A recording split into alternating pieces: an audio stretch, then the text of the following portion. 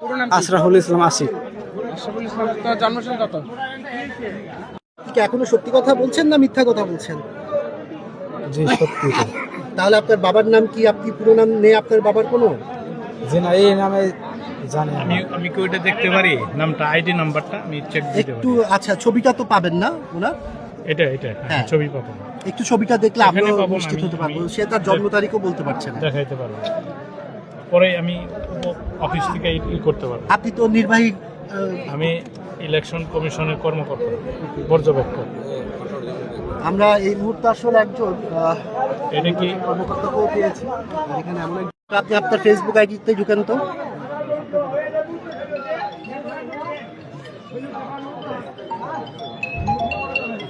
নিজের এনআইডি কার্ডের ছবি নাই? জি না।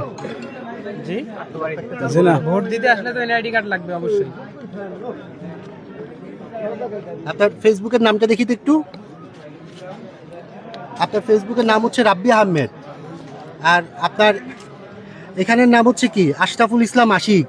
তাহলে আপনি কিভাবে বললেন যে কি আপনি ভোটার? এটা আপনার নাম, আপনি ফেসবুক চালাচ্ছেন কি রাব্বি আহমেদ নামে? তাহলে আপনি এখানে আপনার নাম কি লেখা আছে? আশরাফুল ইসলাম আশিক। আপনি কি সত্যি ভোটার? জি। তাহলে আপনার নাম কি? আশরাফুল ইসলাম আশিক। তাহলে রাব্বি আহমেদ ফেসবুকে কেন? ওইটা দেওয়া হয়েছে। আপনার জন্ম তারিখ মনে নাই, আপনার এনআইডি কার্ড সাথে নাই, আপনি আপনার বাবাকে ফোন করছেন না, কিন্তু ফেসবুক চালাচ্ছেন রাব্বি আহমেদ দিয়ে। আসলে কি সত্যি? জি। মোবাইলটা কি আপনার? জি আমার বড় ভাই। মোবাইল আপনার বড় ভাইয়ের। রাব্বি আহমেদ কার নাম? ও জি না স্যার, বড় ভাইয়ের নাম মিজান। মোবাইল পিকচারটা দেখলে হবে। মোবাইলের ছবিটা একটু দেখান আপনি। হ্যালো,